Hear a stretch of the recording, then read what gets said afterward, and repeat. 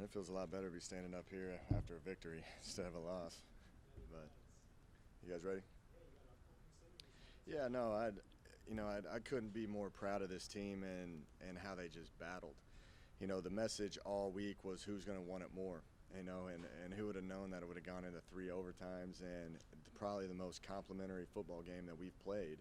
You look at the defense, and they had their moments, and when the defense was struggling, the offense stepped up and actually moved the ball in critical times. So, that's what we've got to do to have success is play together as a team, and that's what we did tonight, and I couldn't be more happy for those kids.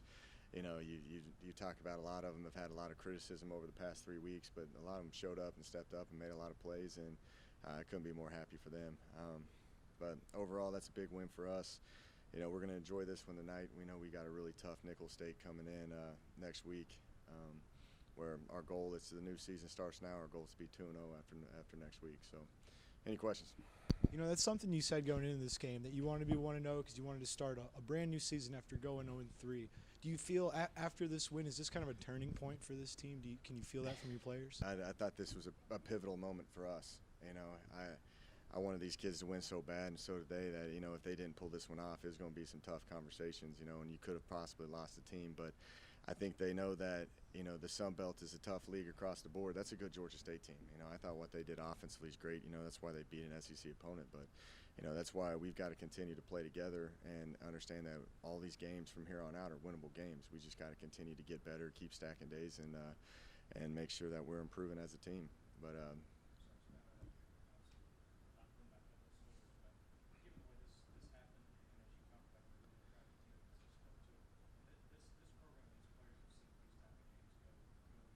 no question.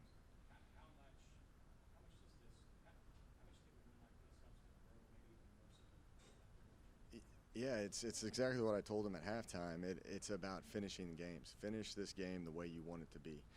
And that's kind of been our Achilles heel, where we kind of get into the second half and we start to, you kind of sense it on the sideline that things are going to go a different direction and not to go, the ball's not going to bounce your way.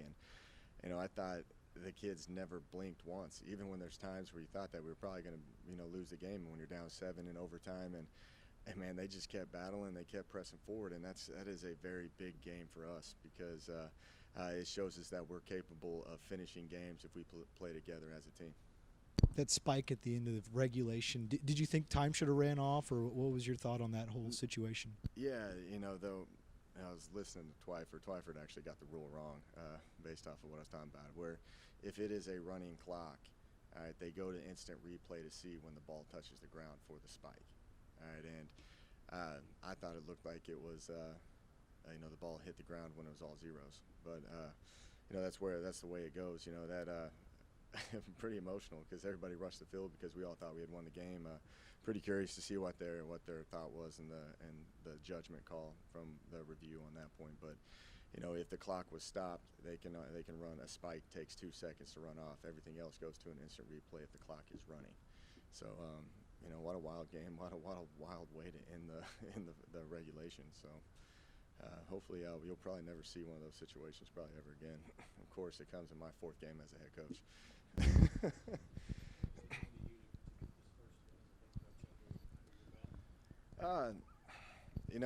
I'm a coach's kid. It's more about everybody else.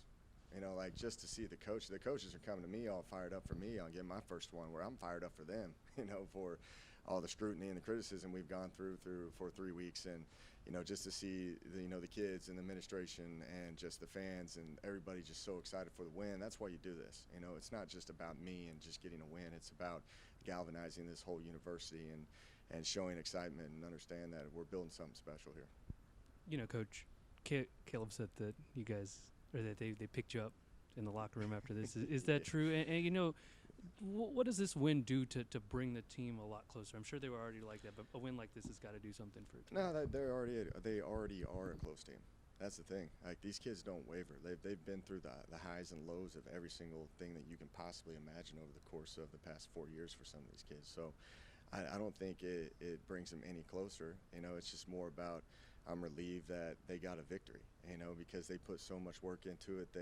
They stick together through the adverse times, and you just couldn't be more happy for them that they pulled this one off and they finished the way it is, because it sucks, going home after, when you're in that locker room after a loss, because, we've been working for 10 months to get this point. That's what I told them before the game, like, who cares about the last 3 games? We've put a lot of work in to get to this moment, and we're not going to be judged off the 3 games that we just had. So it's all about moving forward. And, I think it's awesome to see those kids have success, but, they're already a really close group. So, it's just part of how these kids have kind of gone through their college career right now.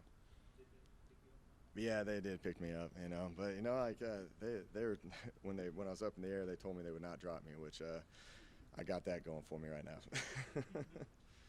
Coach, how was the run game able to break through tonight?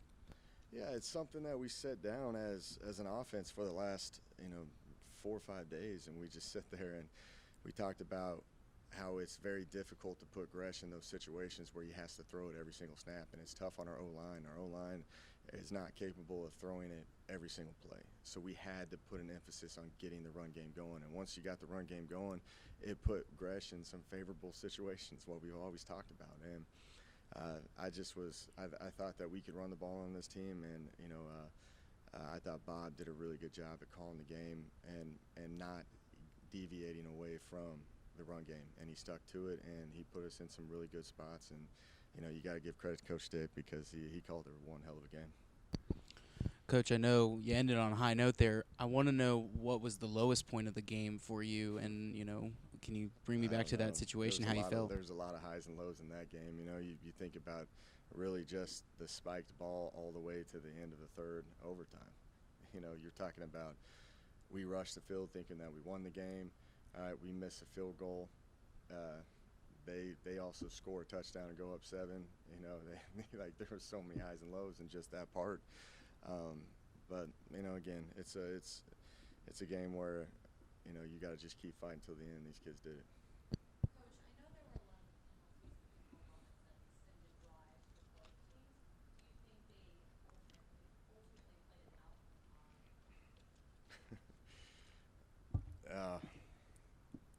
I just thought of Marshawn Lynch the entire time when she was talking about that. But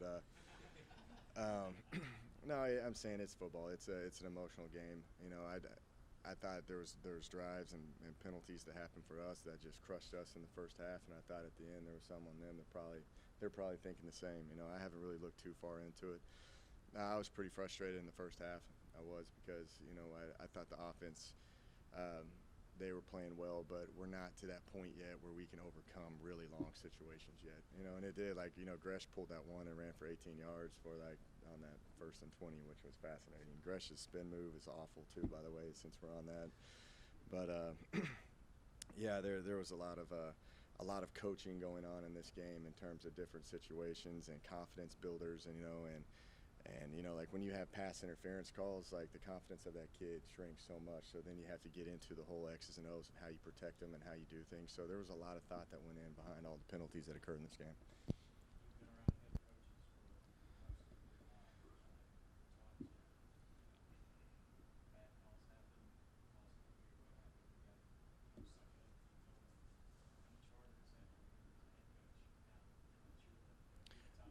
Yeah, I caught myself actually calming everybody else down, because the emotions of the game, because, you're having PIs inside the 15 and the ball's putting on the 2, and then they false start, and then you PI again and it's back there. You talk about the highs and lows, they're all over the place. But, yeah, it is what it is. You got, as a coach, you've got to be able to get that unit, being ready to adapt to whatever situation's next, and I thought our communication as a staff was on point, and when you start getting into penalties and situations where we're wearing down and they're starting to gash us a little bit, the headsets get a little chaotic now. They do, and I actually found myself calming everybody down and just talking about playing the next play and making sure that we're comfortable with the call.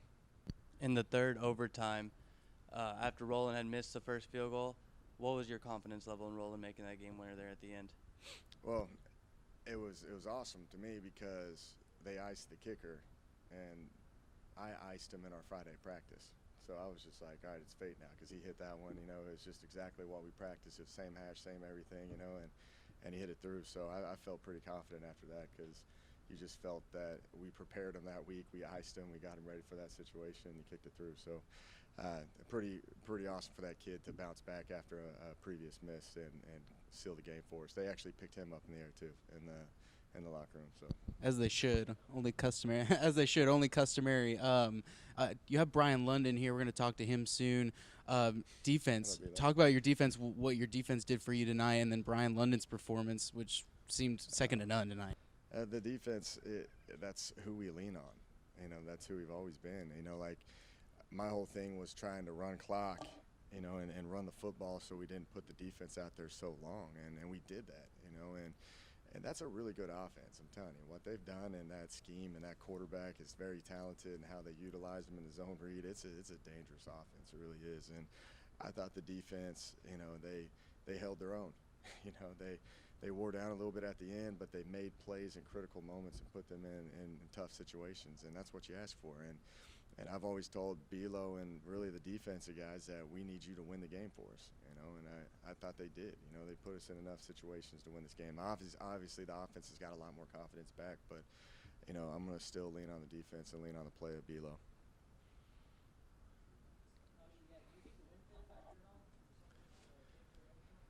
No, I don't think so. I asked that with Coach Whitworth, and he was just like, no. Because, I was going to flip it to the other end and play, and he said, let's just play here.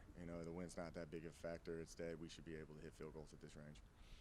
Coach, I know this is a Sunbelt Conference game. Not a lot of the Sunbelt teams got to play each other, but played different teams in the Sunbelt or across FBS. What is the message that this game sends to the Sunbelt teams that you're going after? I really don't think it sends much of a message because it's a good league. I don't even know how App State ended up, but did they end up winning? They won, so they won, and ULM took Florida State into overtime. And you look at, Georgia State beating Tennessee, like it's a really good league. That's what people, what I'm happy for is that we're starting to get the credit that we should get. But I don't think it sends a message to anybody. It just shows you how close this league is across the board. That team beat Tennessee, they lose to Western Michigan, and we beat them in 3 overtimes. It just shows you the parity of this league, that we've got a lot of tough games ahead of us, and we as a team got to keep getting better and making sure that we're staying healthy and doing the right things. I asked Caleb Twyford what you said after the game, and he said that he was a little bit too hyped to really take it all in. So could you tell us what was said? I didn't say much to him. I just said that I thought we wanted it a little bit more. That was the whole thing about the messaging. I repeated myself 5 million times. It was about who wants it more, who wants it the most, who's going to play with the great effort and physicality. It's going to just come down to the last man standing and find a way to win this game no matter what happens, and that's what we did. We found a way. I didn't think it was going to go 3 overtimes with a field goal like that. Those kids are resilient. They just kept fighting to the end, and that's what we tried to make it be. And I just was so proud of these guys because, again, I want these kids to win so bad, and they finally did, and it feels a lot better coming in this room after a victory than a loss, for sure.